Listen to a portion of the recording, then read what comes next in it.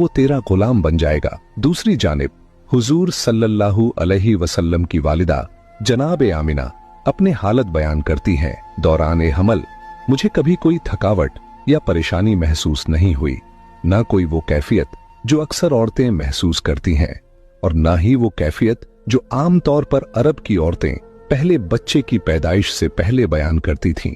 वो फरमाती हैं, मैं और जनाबे फातिमा बिनते असद एक कमरे में बैठी थीं कि अचानक कमरे की रोशनी बढ़ने लगी। ऐसा लगा जैसे कमरा मेरी आंखों से ओझल हो रहा है। जनाबे फातिमा बिनते असद ये मंजर देखकर घबरा गईं और अपनी जगह से उठी कि घर के मर्दों को जाकर खबर दे। उन्होंने हजरत अबू तालिब को आवाज दी और जो देखा था वो बयान किया। हजरत अबू तालिब ने इत्मीनान से फरमाया, फातिमा घबराओ नहीं, ये सब उस मुबारक नूर की वजह से है जो इस दुनिया में तशरीफ लाने वाला है।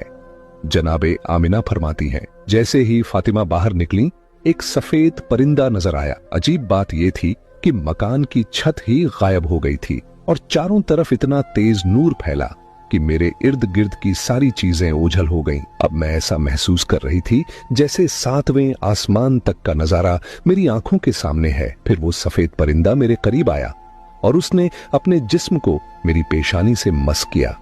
जैसे ही उसने ये किया, जितना भी नूर मेरे गिर्द फैला था वो सारा सिमटकर मेरी पेशानी में जमा हो गया। मुझे आसमानों का मंजर देखने को मिला। फिर धीरे धीरे मेरी आंखों को दोबारा अपना कमरा नजर आने लगा। उसी वक्त जनाबे फातिमा बिनते असद भी वापस कमरे में दाखिल हो चुकी थीं। जनाबे आमिना फरमाती हैं, उस वक्त 4 खवातीन मेरे पास आईं जिनके हाथों में शीशे के प्याले और चमचमाते सराय बर्तन थे। उन्होंने मुझे सलाम किया और कहा, हम जन्नत की हूरें हैं और अल्लाह ताला के हुक्म से आपके पास आए हैं। यह जन्नत का शरबत है, इसे नोश फरमा लीजिए।